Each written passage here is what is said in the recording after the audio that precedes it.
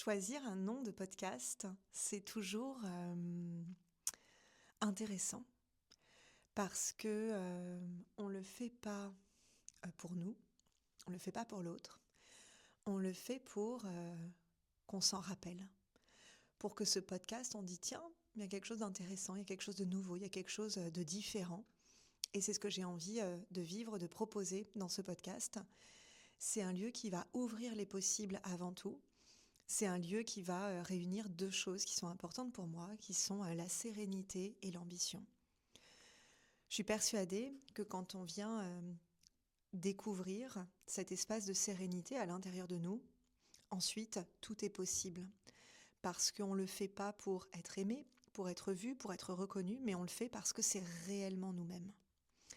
Et puis je suis persuadée qu'aujourd'hui, on ne nous a pas appris à avoir de l'ambition, on a appris à juger l'ambition.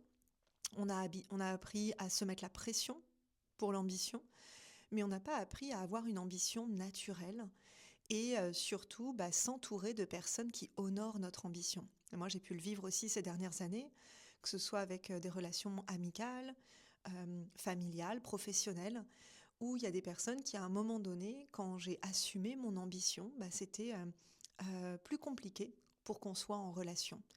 Et pareil, c'est pas un jugement de dire tiens, il y a des personnes qui font bien, il y en a d'autres qui font pas bien.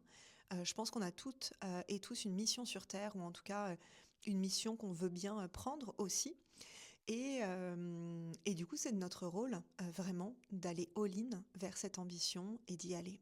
Donc pour moi, c'est vraiment un lieu, ce podcast, qui va réunir à la fois la sérénité et l'ambition. Et avec notamment la méditation, puisque voilà, j'ai été prof de yoga, prof de méditation. Je sais que ce sont des espaces qui font énormément de bien, qui apaisent et qui permettent de renouer avec notre mouvement intérieur. Alors j'ai choisi un nom de podcast particulier, unique, parce que j'avais envie qu'on s'en rappelle et surtout j'avais envie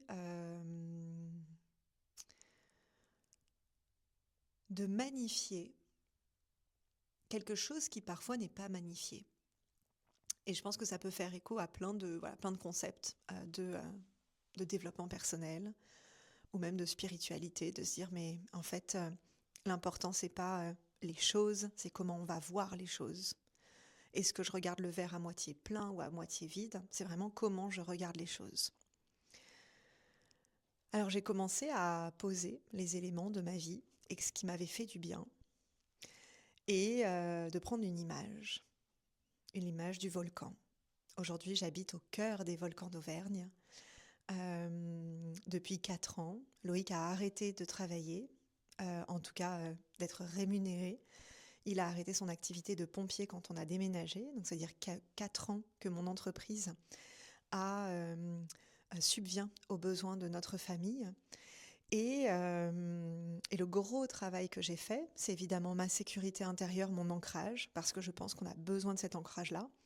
Ce feu intérieur qui est ce mouvement de la vie. On a besoin d'être connecté à la vie pour justement redonner de la vie dans notre famille, dans nos communautés, dans nos entreprises, auprès de nos collègues, etc. Et puis il y a une autre thématique où je vois qu'il y a énormément d'incompréhension.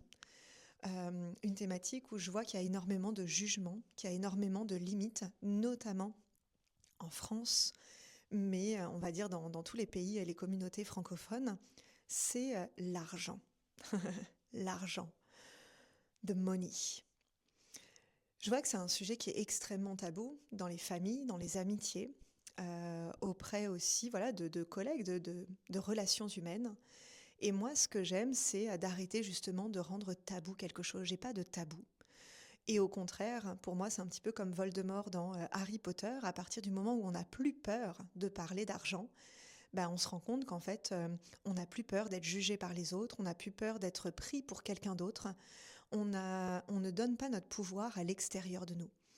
Donc finalement, la thématique de l'argent, c'est pas tant l'argent, c'est ce qu'il permet de devenir parce qu'on se libère en fait du regard de l'autre.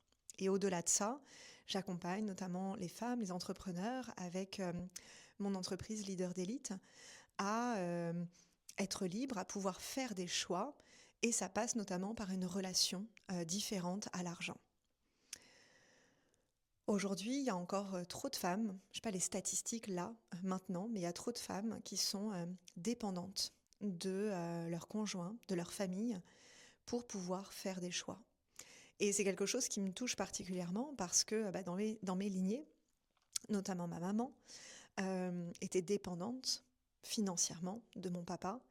Et cette dépendance, elle n'a pas eu que comme effet un impact de dépendance financière, mais de dépendance aussi émotionnelle, affective, familiale aussi, et du coup de ne pas pouvoir être libre, de ne pas pouvoir faire des choix, parce qu'on pense que c'est grâce à l'argent que. Donc j'ai décidé de créer justement le tout premier podcast dédié à la sérénité et à l'argent. Ça veut dire qu'on peut être sereine, ça veut dire qu'on peut avoir le cœur ouvert, et en même temps, on peut avoir une relation à l'argent qui est apaisée, qui est apaisante, et qui permet de devenir la femme qu'on a toujours eu envie d'être. Donc évidemment, ce podcast, il va avoir plusieurs, on va dire, plusieurs angles. Le podcast, il est là pour ouvrir les possibles. Il est là aussi pour redorer l'image de l'Auvergne, l'image des volcans, et communiquer une autre relation à l'argent. Donc il va s'appeler tout simplement Volcan et Argent. Là où se rassemblent la sérénité, la méditation et l'ambition, voyez. Je suis encore dans les débuts. Là où s'allie l'alliance de la méditation et de l'ambition. Donc Volcan et Argent, l'alliance de la méditation et de l'ambition. Pourquoi ? Parce que la méditation, c'est un outil qui permet justement de se connecter à soi.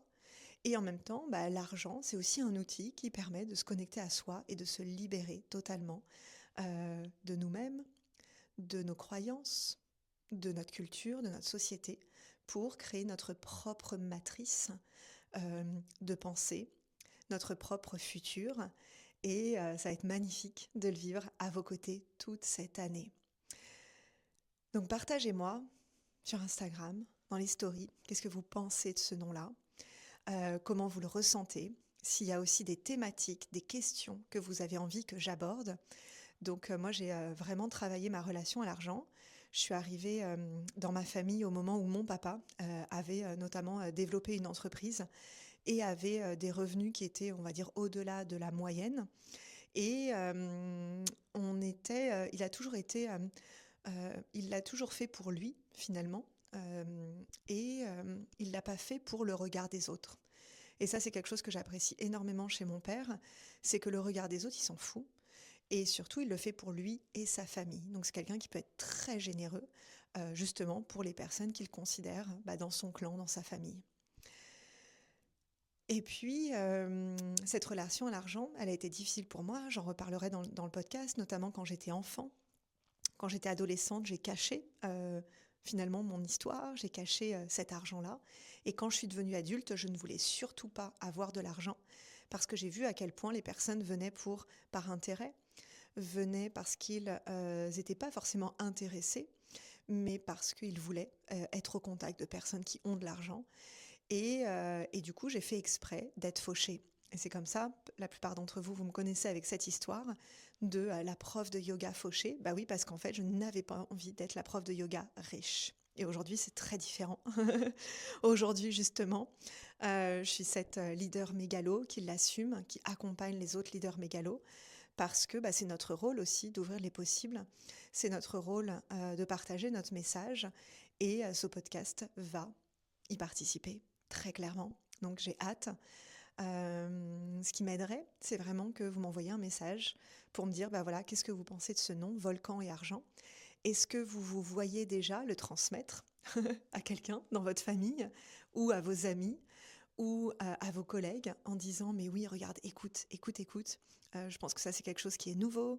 Je pense que c'est quelque chose dont on a besoin dans notre société, de parler à la fois de simplicité, de sérénité et en même temps d'ambition, d'argent. Donc vas-y, écoute-le. Dites-moi si c'est un mot sur lequel vous direz, mais oui, j'aimerais bien le partager. Et voilà, donc longue vie vraiment à ce podcast. Évidemment qu'il évoluera. Une création comme une œuvre d'art, c'est du vivant, c'est du mouvement. et évidemment qu'il évoluera. Donc je me réjouis, très très très heureuse de vous le partager et à très bientôt.